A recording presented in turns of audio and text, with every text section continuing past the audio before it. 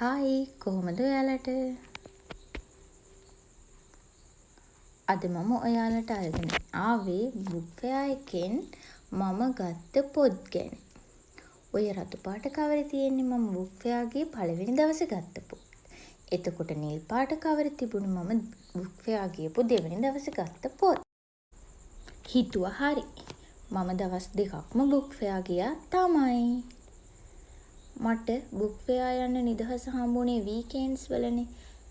ඉතින් සෙනගනම් ගොඩාක් හිටියා. කොහොම වුණත් මම කැමති පොත් තෝරලා බේරලා ගන්න මට මේ දවස් දෙකේ පුළුවන් වුණා. එන්නකෝ ඉතින් බලන්න මම ගත්ත පොත් මොනවාද කියලා. මුලින්ම මම පෙන්නන්නේ දෙවෙනි දවසේ ගත්තු පොත් ටික. මේ තියෙන්නේ මම විජේසූරිය ග්‍රන්ථ කේන්ද්‍රයට ගිහිල්ලා ගත්ත පොත්. ලෝරාගේ කතා පොත් සෙට් එකේ නැති පොත් ටික මම ගත්තා. කියවලා තිබුණට මම ළඟ මේ පොත් නැහැ. ඉස්සර ලයිබ්‍රරියෙන් අරගෙන තමයි මම මේවා කියුවේ. ඉතින් මේ පොත් ටික මගේම කරගන්න ඕන කියලා හිතලා අඩු උණු පොත් ඔක්කොම ටික මම අරගත්තා. එතකොට මට ආයෙ කියවන්න පුළුවන් මේ පොත් සෙට් එක කියවපු ඔයාලා දන්නවනේ මේ පොත් ඉතින් ආයෙ රස විඳින්න පුළුවන් කියලා. පොත් මිල වැඩි වෙන්න කලින් මට මේ පොත් සෙට් එක ගන්න බැරි වුණ හැටි. ලෝරාගේ කතා මාලාවට අමතරව ලෝරාගේ අම්මාගේ කතා මාලාවත් ලෝරාගේ දියණියගේ කතා මාලාවත් පොත් වශයෙන් පළ වෙලා තියෙනවා. ඒ ටික නම් මම ගත්තේ නැහැ. ඊළඟට මම ගත්තේ මාවතේ ගීතය. මේකෙත් තව පොත් දෙකක් මට ගන්න තියෙනවා. දැනට ගත්තේ මේ පොත විතරයි. එතකොට රන්මල මට මේ පොත දැක්කහම පොඩ්ඩක් කියවලා බැලුවාම ගන්න හිතුණා. ඕන්න ඉතින් මගේ පළවෙනි පොත් මිටිය තමයි ඔය. මේ හැම පොතකටම 120ක ඩිස්කවුන්ට් එකක් හම්බ වුණා. ඉතින් 120ක ඩිස්කවුන්ට් එකක් හම්බ වුණාට පස්සේ මට මේ පොත් ටිකට 6464ක් ගියා. මේක නම් පොතට කලින් පිට කවරේ බලලා ගත්ත පොතක්.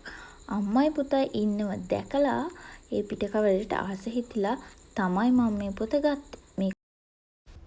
මේකට 150ක ඩිස්කවුන්ට් එකක් හම්බුණු නිසා පොත උනේ 187.50යි. ඉතින් මම මේ පොත කියවලත් ඉවරයි. ඇත්තට මේක මට මධ්‍යස්ථ මට්ටමේ පොතක් කියලා කියන්න පුළුවන්. ඊළඟට මම පෙන්නන්නේ මම ගත්ත පරිවර්තන. ඇත්තට මම මේ පරිවර්තන ටික නම් ගත්තේ සුභාවි එකෙන්. බුක් ෆෙයා එකට ගියොත් සුභාවි එකට යන්නවා මම අනිවාර්යෙන්ම. තල්ලරණේ කතන්දරේ. මේ පොත් එකක්වත් තාම කියෙව්වේ නැහැ. ඒ වුණාට තල්ලරණේ කතන්දරේ අනිවාර්යෙන්ම කියවන්න ඕනේ මට. ගිය පාර සුභාවියකින් ගත්ත මං ආසම පොත තමයි සිල්කාගේ දිවිසැරිය. දෙවන ලෝක යුද්ධය ගැන සත්‍ය කතාවක්. ඉතින් මම දෙවන ලෝක යුද්ධය ගැන තියෙන පොත් වෙනම වීඩියෝ එකකින් අරන් එන්නම්. එතකොට සුභාවියකේ තියෙන පරිවර්තන පොත් වලින් ගත්තේ ඒව තමයි මේ. ඇත්තට මේක හරිම මේ යුනික් කවර්ස් තමයි පොත්වලට තියෙන්නේ. දැක්කහම ආස හිතෙනවා ඉතින් එතනින් මගේ පොත් ගොඩට පොත් 4ක් එකතු වුණා. ඒ හැම එකටම 120ක ඩිස්කවුන්ට් එකක් හම්බ වුණා. එතකොට මට මේ පොත් 4ටම ගියේ රුපියල් 3000ක් තමයි. ඒ 120ක ඩිස්කවුන්ට් එකත් එක්ක. ඊළඟට යමු අපි සූර්ය ප්‍රකාශක එකෙන් මං ගත්ත පොත් මොනවද බලන්න. මම හොය හිටපු පොතකුත් මට හම්බ වුණා. ඉතින් හොය හිටපු පොතක් හම්බ වුණාම අපි සල්ලි දීලා ගත්ත උනත් අපිට ඉතින් දැනෙන්නේ පුදුමාකාර සතුටක් නේ. ඉන්නකෝ. නැන්දම්මගේ ඩයරිය මට අදාළ නොවුණත් මං ඒකත් ගන්න හිතුවා. එතකොට අභාෂාත් ඒක නම් මගේ බකට් ලිස්ට් එකේ තිබ්බම පොතක්. ඔන්න දැක්කහම ඉතින් ඒක ගත්තා. තව නැවියාගේ බිරිඳ. මේක බංගලාදේශය සම්බන්ධ කතාවක්ලු. ඉතින් පරිවර්තනයක්. ඒකත් ගත්තා. අබා ශාන්ති ගැන කියනවා නම් ඒක සරණ පුස්තක සම්මානයටත් නිර්දේශ වුණා මේ පාර. මෙන්න මේක තමයි මම හොය හිටපු පොත. සැඟුණු ලොවෙන් ගැලවුණු සංගයෝ. මේක සත්‍ය කතාවක් කියලා තමයි කියන්නේ. මෙන්න මේක මං පොත් ටික අරගෙන කවුන්ටර් එකට යනකොට මේ පොත රුපියල් 100කට දෙන්නම් කියලා කිව්ව නිසා මේ හැම එකටම 120ක ඩිස්කවුන්ට් එකකුත් හම්බ වුණා. ඉතින් මට පොත්වලට ගියේ 2520යි. මේ නම් ඉතින් දයාවංශ ජයකොඩි එකෙන් ගත්ත පොත්. මේ දෙක විතරයි මම දෙවනි දවසේ ගත්තේ. ඉතින් මට මේ දෙකටත් 120ක ඩිස්කවුන්ට් එකක් එක පොත් දෙකට 1000ක් තමයි ගියේ. මේ තමයි මම සුරස ප්‍රකාශකයෝ එකෙන් ගත්ත පොත්. සදාම් සමග මා පරිසූලා. ඒක නම් මම ඇත්තටම ගන්න හිටිය මගේ බකට් ලිස්ට් එකේ තිබ්බ පොතක්. එතකොට මේ පොත මේක දෙවන ලෝක යුද්ධය හා සම්බන්ධ හින්දා ඒ ගැන මම ඒ පොත් එකතු කරන හින්දා ඒ පොතත් මම ගත්තා. කුර හඬකි වියගෙන නෝබර්ට් අයගමගේ මහතාගේ පොත්වලින් මට අඩු වෙලා තිබුණේ ඒ පොත තමයි. ඉතින් ඒකත් ඔන්න ගත්තා. ඔය පොත් තුනට මට 120ක ඩිස්කවුන්ට් එකක් එක්ක 2080ක් තමයි ගියේ. මේ ටික ගත්තේ මම සුසර එකේ ස්ටේෂනරි අයිටම් තිබ්බ වෙනම ස්ටෝල් එකෙන්. මේකේ මේ නම්බර්ස් තියෙන එක නම් බබාට. එතකොට මේ ලස්සන නෝට්බුක් එක ඒ ටික ඔක්කොටම මට 750ක් තමයි ගියේ. මේ තියෙන්නේ මම පළවෙනි දවසේ ගොඩගේ එකෙන් ගත්ත පොත්. ඇත්තට මේ පොත නම් මම කියවලා ඉවරයි. ඒක හරිම ලස්සනයි. සුදු සෙවණැලිත් මගේ බකට් ලිස්ට් එකේ තිබ්බම පොතක්. සුවඳ සන්නිය කියවලා බලලා ගත්තා ගන්න හිතුණා. තාත්තලා සහ පුතු. මේක නම් ඉතින් අපේ ගෙදරත් ඉන්නේ තාත්තයි පුතයි මතක් වෙලා තමයි ගත්තේ.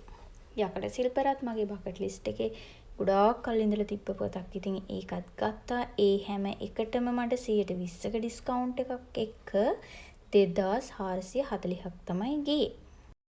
මේ පොතත් දෙවන ලෝක යුද්ධය හා සම්බන්ධයි. මේක මම ගත්තේ රුපියල් 600ට.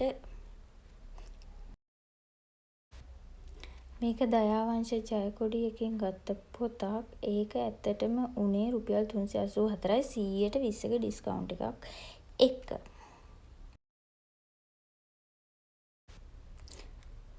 ඊළඟට මේ පළවෙනි දවසේ විජේසූරිය එකෙන් ගත්තේ මිදිඔය අසබඩ. ඒක ඉතුරු පොත් ටිකනේ මම දෙවෙනි දවසේ ගත්තේ. මේ ශ්‍රීකාන්ත සහ රාජලක්ෂ්මී. මේක පළවෙනි කොටස තමයි ශ්‍රීකාන්ත. ඉතින් පළවෙනි කොටස කියවලා දෙවෙනි කොටස ගත්තා. මා බාල කාලේ. මේකත් බකට් ලිස්ට් එකේ තිබ්බම පොතක්. ඔන්න ඉතින් පොත් ගොඩ ටිකක් ලොකු වුණා. මේක තමයි මම පළවෙනි දවසේ සුභාවියකින් ගත්තේ. අත්තම්මයි මමයි ගමයි. මේ ටික නම් ගත්තේ අපේ බබාට. එයා තාම චූටි නිසා ලොකු රූප පින්තූර තමයි බලන්නේ. ඉතින් මේ තමයි මගේ මේ පාර බුක් ෆෙයා එකේ අස්වැන්න. මට මේ ඔක්කොටම ගිහිල්ලා තියෙනවා 23782ක්. ඊළඟ පාර ඊටත් වඩා පොත් ගොඩක් මගේම කරගන්න එක තමයි මගේ බලාපොරොත්තුව. ඉතින් ඔයාලටත් හොඳ ඔයාලා ආසම කරන පොත් ඊළඟ පාර බුක් ෆෙයා එකෙන් ගන්න පුළුවන් වෙන්න ඕනේ කියලා මම ප්‍රාර්ථනා කරනවා. ඉතින් ආයෙත් වීඩියෝ එකකින් හම්බ වෙමු. එතකල් ගිහින් එන්නම්. බයි.